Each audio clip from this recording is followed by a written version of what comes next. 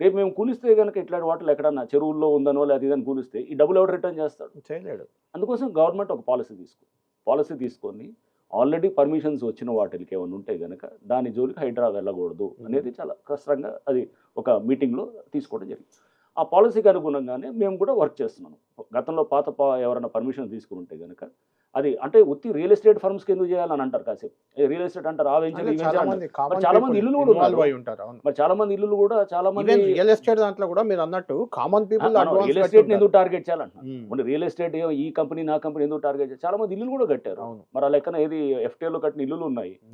మరి అవన్నీ ఎందుకు వదిలేయాలి? రియల్ ఎస్టేట్ వాళ్ళని ఎందుకు టార్గెట్ చేయాలనే మాట కూడా నెక్స్ట్ వాళ్ళే అంటున్నారు. వాళ్ళ మాటల్లో మీటింగ్లో వచ్చినప్పుడు రియల్ ఎస్టేట్ వాళ్ళు మమ్మల్ని ఎందుకు టార్గెట్ చేస్తున్నారు? మరి మాతో అంటే రంగనాథ్ గారు అంటే ముందు అనుకున్నారా పర్మిషన్ తీసుకొని కట్టినా సరే ఎఫ్టీఎల్ ఉంటే కూల్చి పడేయాలని? ఎగ్జాక్ట్లీ. నేను ఫస్ట్ ఇనిషియల్ గా మీకు ఈవెన్ రేవంత్ రెడ్డి గారి సోదరుడిది కూడా ఉందని మార్కింగ్ చేశారని అప్పట్లో ఇనిషియల్ గా అది దట్ వాస్ దేర్. అంటే అది అంటే దాని ఎఫ్టీఎల్ లో ఇంకా ఫైనలైజ్ కాలేదు బేసికల్ గా. అప్పుడు నోటీసులు ఇచ్చారు, రెవెన్యూ నుంచి ఇచ్చారు.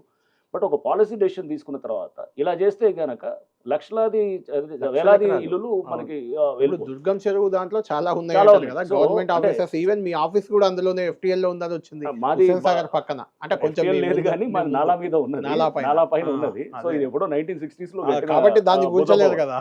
ఇప్పుడు సెక్రటేరియట్ కూడా ఇది ఉన్నది. సో ఇట్లా రకరకాలుగా మీరు జోలికి వెళ్ళలేము కూడా. అంటే ఇది పాతది. ఇప్పుడు అందుకోసం గవర్నమెంట్ మాకు కూడా ఒక క్లారిటీ వచ్చింది. ఫస్ట్ 1-2 months తర్వాత రూల్ అంటే రూల్ అనేటట్టు పోయిన తర్వాత గవర్నమెంట్ ఒక పాలసీ డెసిషన్ తీసుకున్నప్పుడు ఒక ఏం చేయాలి అంటే ఒక ప్రాక్టికల్గా ఇప్పుడు హైడ్రా కొత్తగా వచ్చేసి సడన్గా July 18th 2024 వచ్చేసి మొత్తం మీరు ఏది పాత అన్ని తీసేస్తామంటే కనుక కాదు కదా. జనాలందరూ అప్పుడు అడ్లెత్తిపోయినారు. అప్పుడు అందుకోసం ఒక పాలసీ తీసుకున్నారు. హైడ్రా పాలసీలో గవర్నమెంట్ ఏదైతే కనుక మాకు ఇచ్చిందో దాంట్లో already as on July 18th ముందు పర్మిషన్స్ వచ్చి ఉంటే కనుక వాటి జోలికి హైడ్రా వెళ్ళదు. చాలా స్పష్టంగా క్లియర్గా ఉంది. సో అన్లెస్ అండ్ అంటిల్ అది చాలా సీరియస్ ప్రాబ్లం అయ్యి వేరే వాళ్ళకి అయితే కనుక పర్మిషన్ క్యాన్సిల్ చేయించుకొని వెళ్తుంది.